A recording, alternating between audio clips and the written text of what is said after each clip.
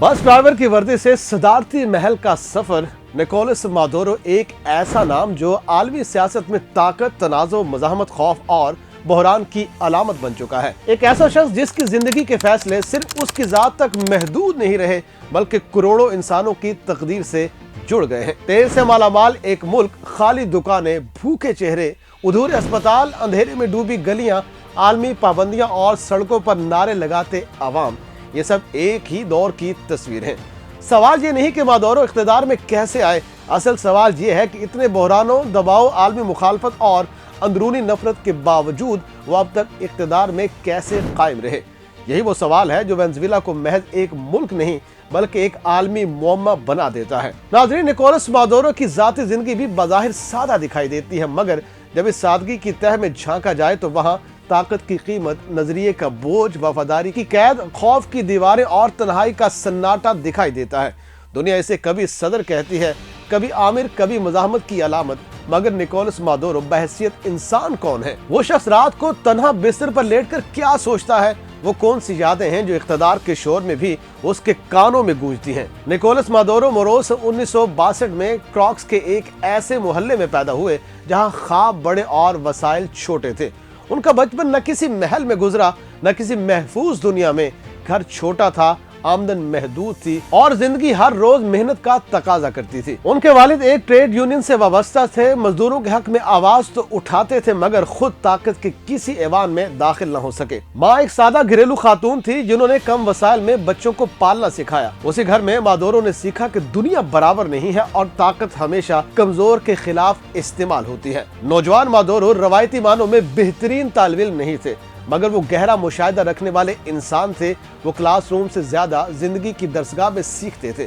School मुकम्मल किया मगर यूनिवर्सिटी का ख्वाब हकीकत न बन सका। मगर उनकी असल तालीम बस स्टॉप, फैक्ट्रियों, वर्कशॉप और शहर की सड़कों पर हुई। जब वो बस ड्राइवर बने तो ये महज एक नौकरी नहीं थी बल्कि एक आईना था जिसमें वो हर रोज वेनेजुएला के असल चेहरे को देखते। अमीर और गरीब का फर्क, ताकत और बेबसी का तसादुम और आम इंसान की वो खामोश चीख जो किसी अखबार की सुर्खी नहीं बनती।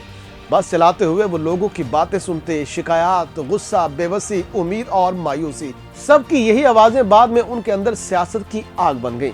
वो सिर्फ गाड़ी नहीं चलाते थे, वो एक ऐसे निजाम के अंदर चल रहे थे जो हर दिन उन्हें बता रहा था कि ये मुल्क सिर्फ चंद हाथों में कैद है। नाज़रीन, इसी दौरान उनकी जिंदगी में सेलिया फ्लोरेस दाखिल हुई, एक मजबूत, ज़हीन और नजरियाती खातून जो बाद में न सिर्फ उनकी शरीके हयात बनी बल्कि उनकी सियासी जिंदगी की रीढ़ की हड्डी भी साबित हुई। सेलिया फ्लोरेस एक वकील थी, सियासत को समझती थी और ताकत के ऐवानों में रास्ता बनाना भी जानती थी। मादुरो और सेलिया का रिश्ता महज मोहब्बत का नहीं, एक नजरियाती इत्तेहाद था। दोनों का मानना था कि सियासत जाती फायदे के लिए नहीं बल्कि तबकाती जिद्दोजहद का जरिया है। सेलिया फ्लोरेस ने मादुरो की जिंदगी में वो किरदार अदा किया जो अक्सर तारीख में दिखाई नहीं देता मगर फैसलों की समत तब्दील कर देता है।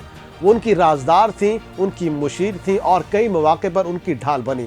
नाक़दीन कहते हैं कि मादुरो के कई सख्त फैसलों के पीछे सेलिया की हिकमत अमली मौजूद थी, जबकि हामियों के नजदीक वो एक ऐसी खातून है जो इख्तिदार के बोझ में अपने शोहर के साथ खड़ी रही। मादुरो के अपने बच्चे नहीं है मगर उन्होंने सेलिया के बच्चों को अपनी औलाद की तरह अपनाया। उनका खानदानी दायरा हमेशा महदूद रहा।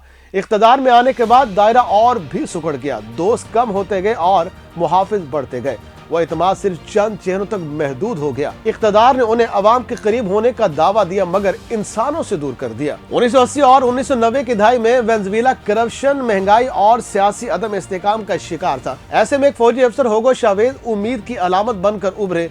मादुरो जो पहले ही बाएं बाजू की नजरियात से मुतासिर थे, शावेज के करीब आ गए। ये वो लम्हा था जब मादुरो की जिंदगी का रुख बदल गया। शावेज ने इख्तिदार संभाला और बोलिवियन इनकलाब का आगाज किया। मादुरो इस इनकलाब के खामोश मगर वफादार सिपाही बन गए। शावेज ने मादुरो में वो वफादारी देखी जो इख्तिदार के लिए सबसे कीमती होती है। उन्हें नेशनल असेंबली का रुकन बनाया गया। मादुरो ने आलमी फोरम पर अमेरिका मुखालिफ बयानी अपनाया, साम्राज्य के खिलाफ तकरीरें की और क्यूबा, रूस, चीन और ईरान के साथ ताल्लुकात मजबूत किए। वो शावेज के नजरिए के मुहाफिज बन गए। जब 2013 में शावेज का इंतकाल हुआ तो मादुरो के लिए सिर्फ सियासी धचका नहीं था बल्कि जाती सदमा भी था। शावेज उनके रहनुमा, उस्ताद और रूहानी सहारा थे। शावेज ने मरते वक्त कौम से कहा था कि मादुरो को अपना जानशीन समझा जाए। यही अल्फाज मादुरो के लिए नेमत भी बने और बोझ भी। इंतखाबात में मामूली फर्क से कामयाबी के बाद मादुरो सदर बन गए। बस ड्राइवर से सदर बनने की कहानी दुनिया भर में मशहूर हुई, मगर इख्तिदार के साथ ही आजमाइशों का एक बहुत बड़ा तूफान भी आ गया। तेल की कीमतें गिर गईं, रियासती बद इंतजामी सामने आ गई, करप्शन फैल गई और मईशत तेजी से नीचे आने लगी। महंगाई ने वो शक्ल इख्तियार की कि पैसे की कोई कदर न रही। लोग थैलियों में नोट लेकर रोटी खरीदने निकलते, मगर खाली हाथ वापस लौटते। दवाएं नायाब हो गईं, अस्पताल वीरान, बिजली और पानी ख्वाब बन गए।